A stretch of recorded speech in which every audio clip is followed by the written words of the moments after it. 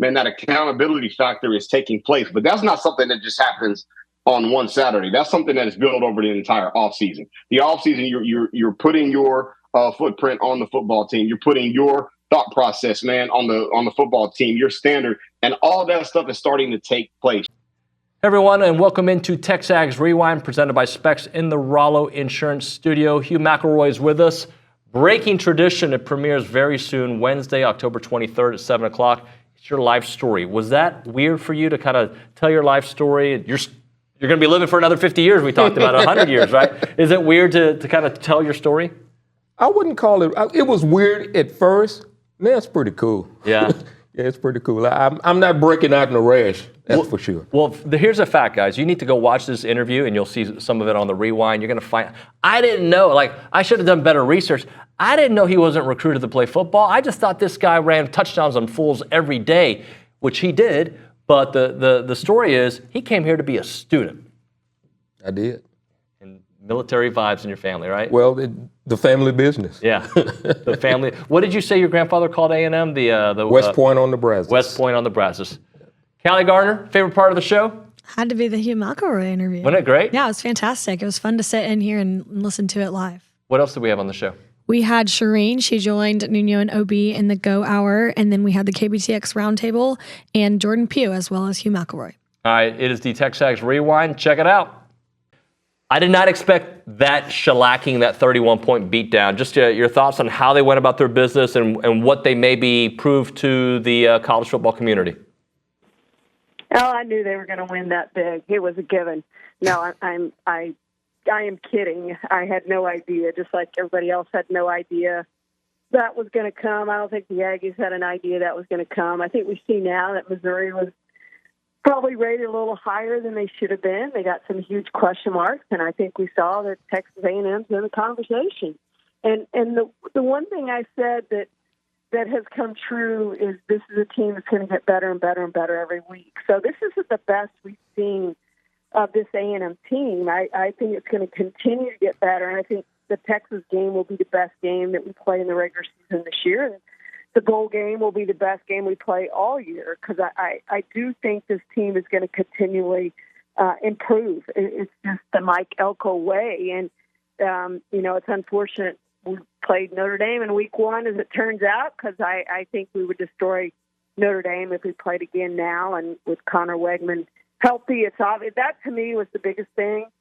You see the difference between him when he's healthy, and it was obvious those first two games he was not healthy, and why he was playing is a totally different question if he wasn't healthy, but he wasn't, because he doesn't make those three throws at the end of the Notre Dame game if he's healthy. I just think we saw Connor Wegman at his best, and he's going to continue to get better. I think it was exciting that, you saw so many guys step up and play better. It wasn't just Wegman. I mean, look at what Moss has done week by week by week. Look at what Bussey has done week by week by week.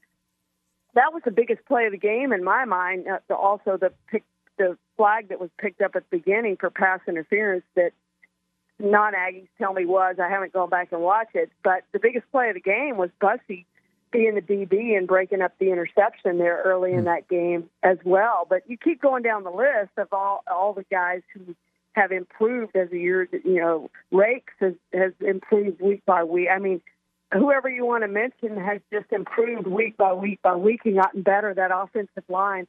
So it's been really exciting to watch, and I think you see that we do have receivers. That was a concern.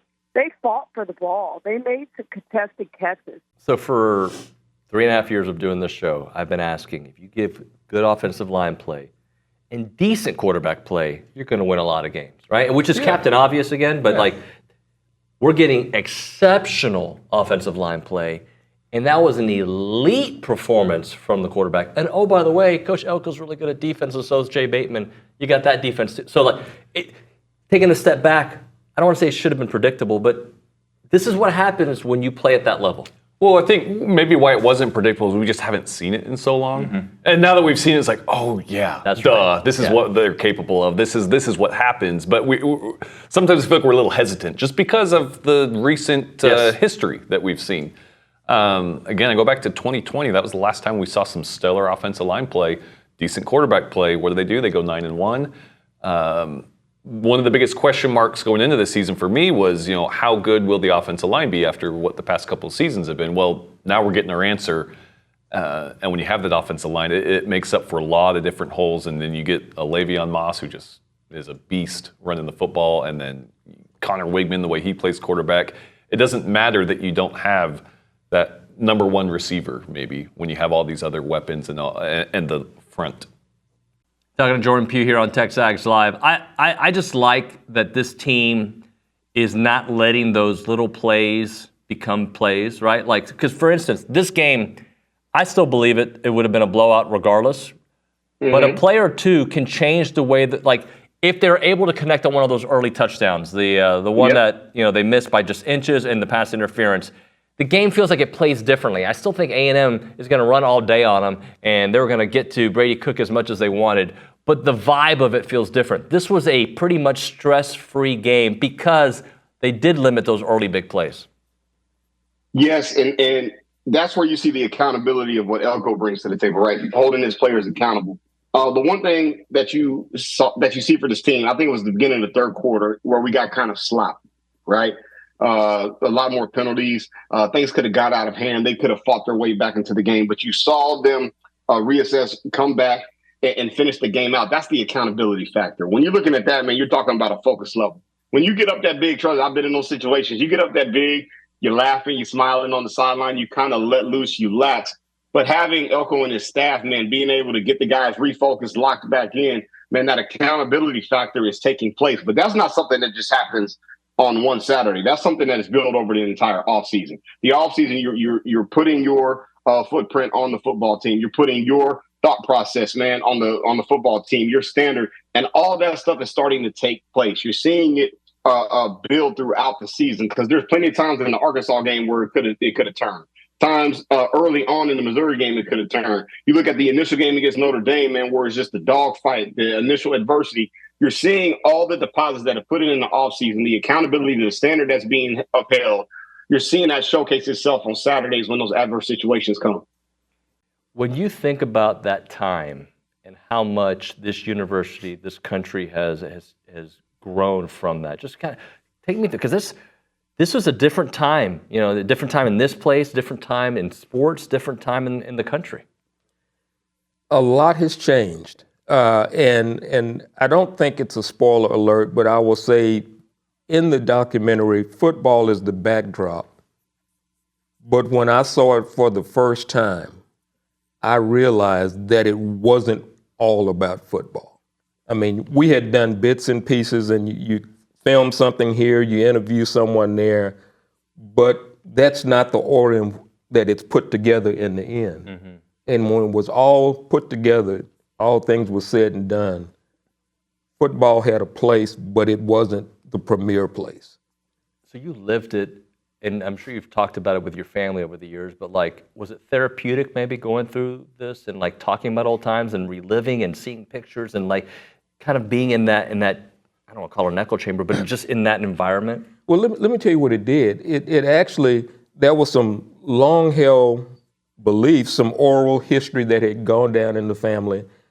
And case in point, Grandpa, who was a central figure for the documentary, was a Buffalo soldier. Okay, and we just took that at face value, except when we went to the National Buffalo Soldier Museum in Houston, they didn't have a record of it. And so we pulled out our archives. They did their research. Donnie and Clay had done research putting this together, and we presented it to the museum.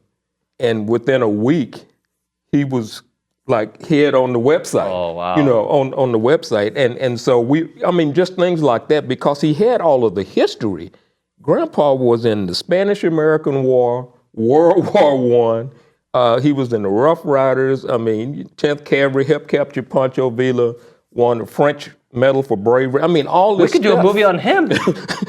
All this stuff, and of course we just took it at face value, but then we were kind of taken back when we couldn't really see that he was a Buffalo soldier. But when they saw all of the overwhelming evidence, then that changed as well. All right, let's close it out. Hugh, What did you had a nickname for yourself a moment ago about technology. What was it? The Techno peasant. The techno peasant. So I'm going to put you on the spot. Okay. Tell the people what to do.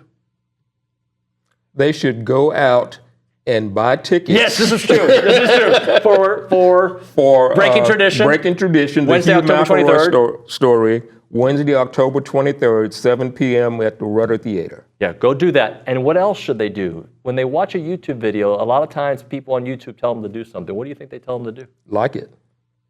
Yes, you got it. What else? Subscribe. Subscribe. And?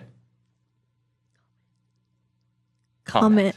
Yes. Comment. But you were ready for it. Like You had this it. one. You had it. All right. The great Hugh McElroy. Check it out. Breaking Tradition, the Hugh McElroy Story, Wednesday, October 23rd, Rudder Theater. Thank you so much for watching.